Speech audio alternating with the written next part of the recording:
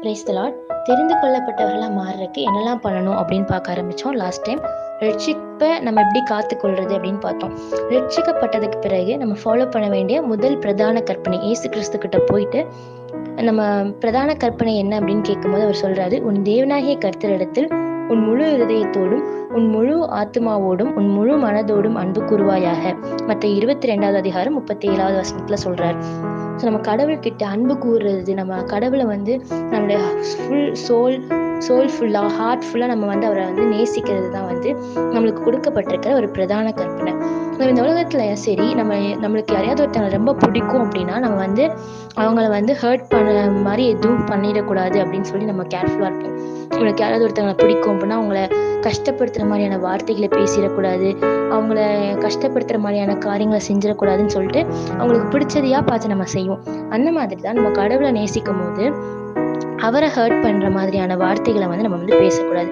கடவுளை எப்படி ஹர்ட் பண்ணும், எந்த வார்த்தை கடவுளை ஹர்ட் பண்ணும் அப்படின்னீங்கன்னா, மல்கியா 2வது அதிகாரம் 17வது வசனத்துல, உங்கள் வார்த்தைகளினாலே கர்த்தரை வருத்தப்படுத்துகிறீர்கள், ஆனாலும் எதனாலே அவரை வருத்தப்படுத்துகிறோம் என்கிறீர்கள். ஸோ நம்ம நம்மளுடைய வார்த்தைகளால கடவுளை ஹர்ட் பண்றோம்னு போட்டிருக்கு. என்ன சொல்றோம் அப்படின்னு பார்த்தீங்கன்னா, பொல்லாப்பை செய்கிறவன் எவனும் கர்த்தரின் பார்வைக்கு நல்லவன் என்றும், அப்படிப்பட்டவர்கள் பேரில் கர்த்தர் பிரியமா இருக்கிறார் என்றும், நியாயம் தீர்க்கிற தேவன் எங்கே என்றும் நீங்கள் சொல்கிறதுனாலேயே. அதாவது நம்ம இப்போ உலகத்துல நடக்கிற பிரச்சனையெல்லாம் பார்த்துட்டு குழந்தைங்களாம் யுத்தத்துல சாகுறாங்களே, நல்லவங்களாம் சீக்கிரமா இறந்து போகிறாங்க, கடவுள் இருக்காரா இல்லையா, இதெல்லாம் பார்த்துட்டு சும்மா இருக்காரேன்னு சொல்லிட்டு நம்ம பேசுறோம். அதுவும் இல்லாம தப்பான வழியில சம்பாதிக்கிறவங்க, மற்றவங்களை கஷ்டப்படுத்தி அதுல வாழ்றவங்க எல்லாம் நல்லா இருக்காங்க, ஆனா நல்லவங்க எல்லாம் சீக்கிரமா இறந்து போயிடுறாங்கன்னு சொல்லி நம்ம கடவுள் இருக்காரா இல்லையா, அவர் நியாயம் செய்யறாரா இல்லைன்னு சொல்லி அவருடைய நியாயத்தை நம்ம குற்றப்படுத்துறோம்.